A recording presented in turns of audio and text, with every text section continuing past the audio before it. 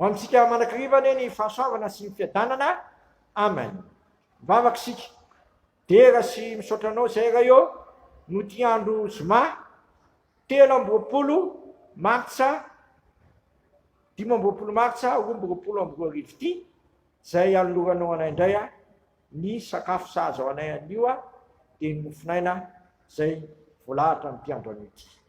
Koa kampangininao ny fery rehetra zay tsy avy aminao foka ny fenao rery any no anako amponay ary ny teninao ane anova amin'ny fiainanay i Jesosy Kristy teny tombanofo miteneny ianao araka ny fombanao fa mihaino zay mpanomponao. Amen. Ny filazantsara Luka 2:20 andiny 5:7 ka hatramin'ny 7:7 no anjara mofinaina ho antsika amin'ity andro zoma 15 martsa 2022 ty. Amin'ny anaran'i Jesosy no amatsiny izany. Ary Jesosy tamin'ny mpianany teo anatrehan'ny olona rehetra. Mitandrema ny amin'ny mpanorandalàna zay mazoto mandehandeha miakanjo lava ary teo arabain'olona elatsena sady tia ny fipetrahana aloha amin'ny sinagoga sy ny fitoerana aloha eo amin'ny fanasana ary mandany ny trano mpitondratena tsy manao vavaka lava reny mba ho filana ireo dia azo fahameloana mafimafy kokoa. Masonao manamasinanay amin'ny fahamarinana ny teninao ny fahamarinana. Amen. Dia ho vakitsika ihany zany lahatsoratra masina zany araka ny dika teny monana eto Madagasikara. Ny dika teny monana eto Madagasikara dia somary mivatambatana koa izany Luka 2:20 raisina eo amin'ny 5:7 ka hatramin'ny 7:7 izany. Dia ho vakitsika anay zany amin'ny anaran'i Jesosy manao hoe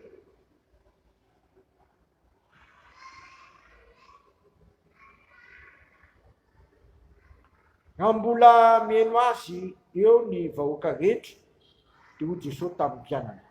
Mitandrema ianareo amin'ireo mpahay-lalàna mitiny dia ny mandehandeha eny amin'ny lalan'ny tafon'ny tempoly. Ny ankamaroany dia ny arabaina eny an-kianja sy mipetraka eny aloha eo amin'ny sinagoga ary maka ny toeram-boninahitra hanao fanasana. Ataony tapitra ny fananam-mpitondratena ary vavaka lava reny no mody ataony sesehoana reny olona reny dia ho ilohana mafimafy kokoa. Masonao manamasinanay amin'ny fahamarinana ny teninao ny fahamarinana. Amen. Eto dia mampitandrina antsika Jesosy.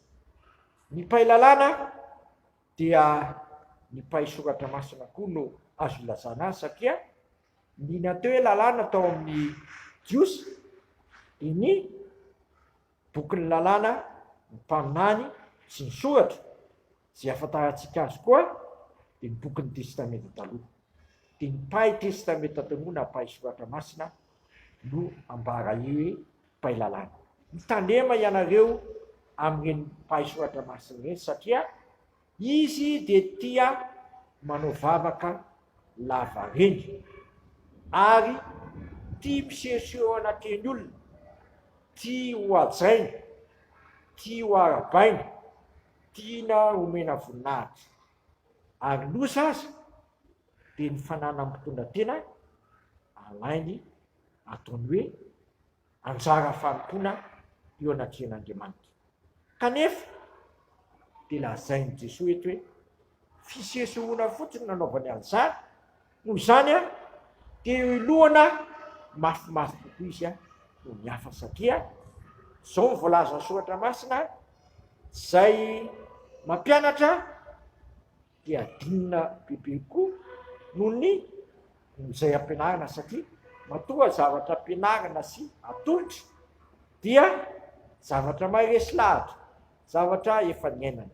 Ka raha tsy niainanao ny zavatra nampianarinao dia adinina aminao zany satria tsy ampy fotsiny ny teny. Mila manatanteraka andina koa lazainy soratra masina satria efa nambaran'ny apôstôly Jaona zany hoe aoka tsy ho tia amin'ny teny fa ho tia amin'ny asa satria tsy izay rehetra manao ampitompitompoko Jesosy miditra amin'ny fanjakany lahy fa zay manao ny sitrapongaiko zay nan-danitra. Ka eto dia tsy ampy fotsiny hoe mivavaka sy manao an'izao na manao an'izany fa ny manatanteraka ny sitrapon'Andriamanitra amin'ny ataontsika rehetra. Fa raha manao an'izany tsika dia sambatra indrindra satria matatrehaka ny sitrapon'Andriamanitra satria Jesosy ny ralany sy ny anabaviny a dia zay rehetra manao ny sitrapony ngainy zay nandanitra. Fa zay rehetra miteny fotsiny ka tsy manatanteraka zany a dia hoarina ny lehilahy sy nanorina ny tranony a teo ambony fasika ka ravy ny orana sy ny oram-be mivatravatra sy ny rivotra mifofofa dia nijery zany trano zany a aloza ny fitsarana ho amin'ity androan'ity. Aokatsika tsy mpiheny mpanadino ka amitaka ny tenantsika fa ho mpiheny mpakato ny tenan'Andriamanitra dia ho sambatra amin'ny ataontsika isika satria tsy izy rehetra manao ny tompotompoko ny hita amin'ny fanjakan'andro Jesosy fa zay manao ny sitrapony ka ho mafimafy kokoa no anameloana ireny olona zay miteny fotsiny ihany a fa tsy manatanteraka ny sitrapon'Andriamanitra, zay meno ny tenin'Andriamanitra ihany a fa tsy manatanteraka zany amin'ny fiainana dia mpamitaka ary mpamitaka iza moa fa ilay ratsy dia le devoly fa valontsika zay mamivilitsika tsy hanao ny sitrapon'Andriamanitra. Amen. Misaotranao zay raha eo noho ny amin'izany teninao zany zay mananatra anay sy manitsy anay mba tsy mpiheny fotsiny teninao na manao fomba fotsiny fivavahana fa tianao zay ampiatra ny teninao amin'ny fiainany manontolo ka mba hiteny tahaka nylay zanako kokoa hoe miango dia manao ny sitrapony raitra ary mavita miasa zay nanirahany azy. Dia ataovy tahaka izany koa izay a mivonona manakariva anatanteraka ny teninao a fa tsy hiteny fotsiny hoe tompotompoko fa anao ny sitraponao a amin'ny zavatra rehetra. Dia sitrakay ny ary hivavaka hoe rainay zay nandanitra masina ne naranao tonga ne ny fanjakanao atao ne ny sitraponao ety atany tahaka ny andanitra menay niny anina sazo anay a ary mamelany ny elokay a tahaka namelana izay milika taminay a aiza mitondra anay amin'ny fakampanahy fa manafanay amin'ny ratsy anao ny fanjakana sy ny hery ary voninahitra manakizay. Amen. Tanterahany toko amintsika ne zao todrano zay tononona amin'ny anaray zanaka fanamasina zao a raiso finoana sy fanantenana ary fitiavana izany.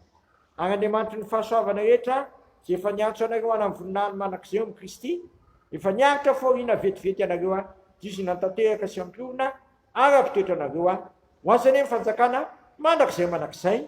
Amen.